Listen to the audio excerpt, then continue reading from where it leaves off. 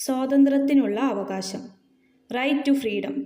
ഭരണഘടനയിലെ 19 മുതൽ 22 വരെയുള്ള വകുപ്പുകൾ ഇന്ത്യൻ പൗരന്മാർക്ക് സ്വാതന്ത്ര്യത്തിനുള്ള അവകാശം ഉറപ്പു നൽകുന്നു. ഈ അവകാശം പൗരസ്വാതന്ത്ര്യത്തിൻ്റെ അടിസ്ഥാനമാണ്. ആർട്ടിക്കിൾ 19 ഇന്ത്യൻ പൗരന്മാർക്ക് 6 അവകാശങ്ങൾ ഉറപ്പു നൽകുന്നു. 1.